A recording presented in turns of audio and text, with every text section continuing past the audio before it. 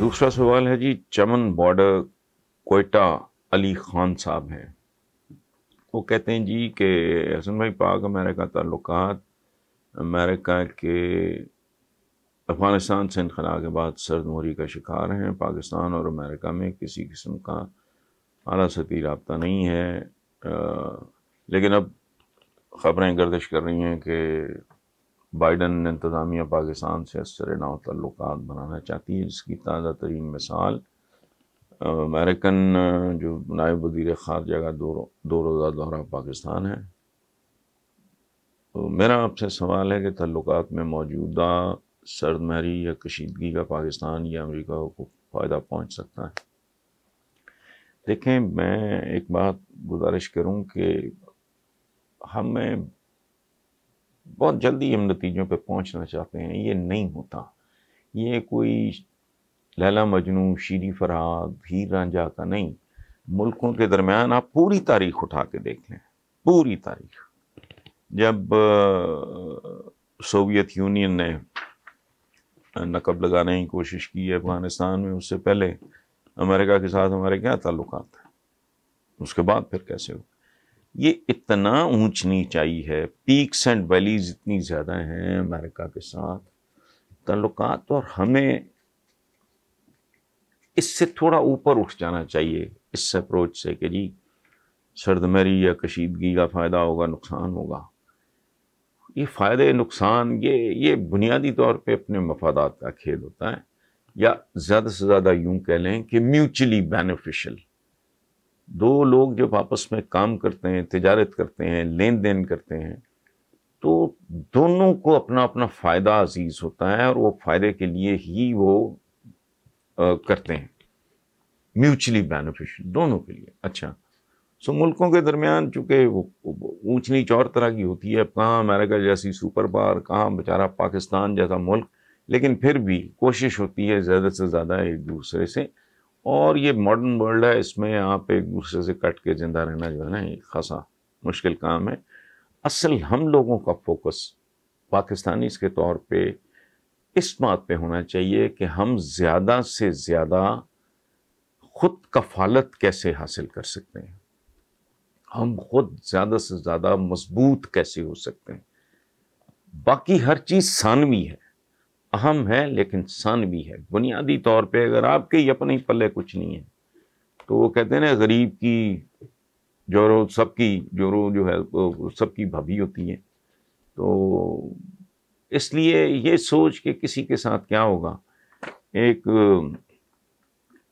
حسین حقانی کی کتاب ہے، یہ نہیں دیکھنا چاہیے کہ بندہ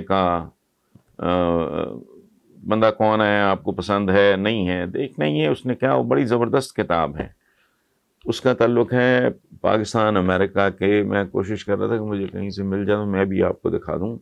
پاکستان اور امریکہ کے تعلقات کی تاریخ پہ اس سے اچھی کتاب شاید ہی میں نے تو کم از کم نہیں پڑھی، اور بہت ریسرچ کر کے محنت کر کے لکھی گئی ہے.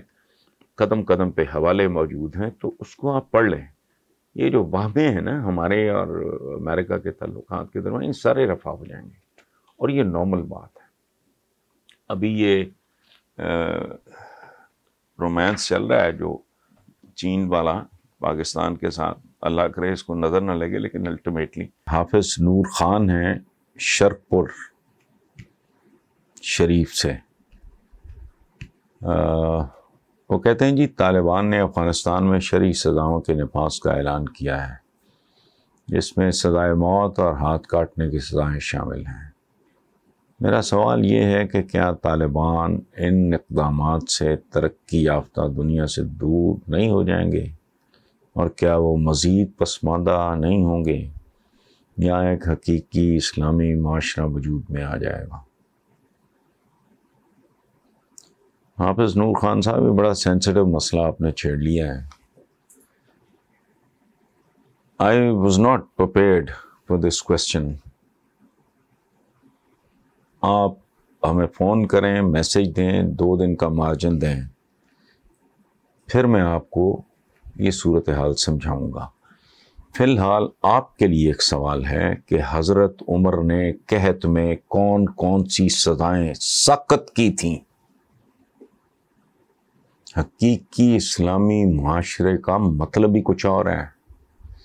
معاشرہ مثلا ایک لفظ ہے نا، یہ معاش سے نکلا ہے، جہاں اقتصادی اور عدالتی انصاف نہیں ہے وہ اسلامی معاشرہ تو دور کی بات، وہ انسانی معاشرہ بھی نہیں ہے.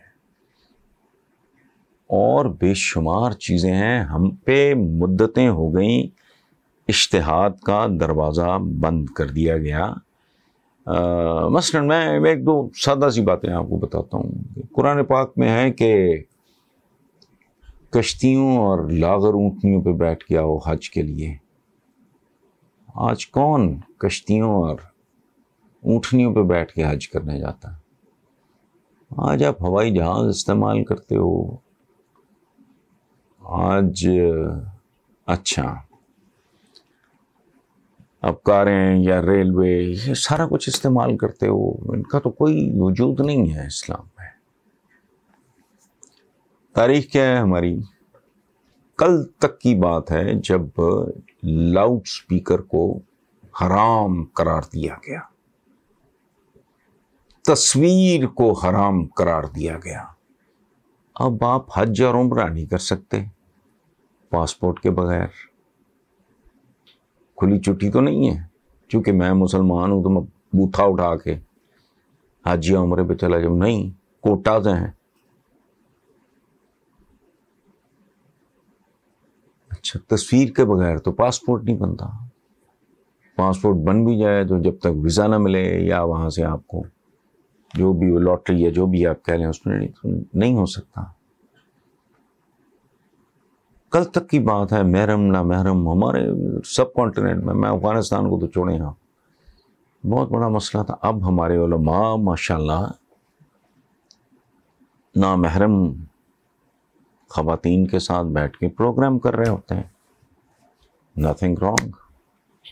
بے شمار مسلمان ممالک، ان میں میں نہیں جانتا انہوں نے اجتہاد کیا نہیں کیا ہے، بہت ساری چیزیں ہیں جو لاٹ آف تھنگس. ہم نے تو انجیکشن تک کو کنڈیم کیا ہوا ہے. سر سید احمد خان خدا کی پناہ، ان کو کتنی گالی پڑی. وہ انگلش سکھانا چاہ رہے تھے ایک ان کی بہت ساری چیزوں میں. ان کی تو انٹرپریٹیشن اگر آپ ریلیجن کی سن لیں تو رونگٹے کھڑے ہو جائیں، آپ کو یقین ہی نہ آئے. یہ مجھے نہیں پتا حقیقی اسلامی معاشرہ اور قحط کا سا عالم ہے. نہ تعلیم ہے، نہ پیٹ بھر کھانا ہے، نہ جابس ہیں. اچھا، پھر مومن کی ایک پہچان یہ ہے کہ وہ اپنے عصر، اپنے عہد، جس زمانے میں وہ زندہ ہوتا ہے، اس کے تقاضوں کو سمجھتا ہے اور ان کو ایڈریس کرتا ہے، تو پورا اترتا ہے کہ تم چاند تک جاؤ گے تو میں مریخ تک جاؤں گا. باقی آپ کے سوال کا جواب آپ اگر بتائیں گے، مجھے 2 دن کا مارجن دیں گے، میں اپنی طرف سے ایک لفظ نہیں بولوں گا. پاکستان کے سابق چیف جسٹس، ان کی ایک کتاب ہے فرام جنا ٹو ضیاء. ضیاء بھی اپنی قسم کا مسلمان تھا، ویل میننگ ہوگا، میں نہیں جانتا. بہرحال آپ کے سوال کا جواب جو ہے، اگر آپ تفصیلی چاہتے ہیں، ایکڈیمک چاہتے ہیں، تو وہ میں آپ کو پوری طرح دے دوں گا. باقی اللہ مالک ہے.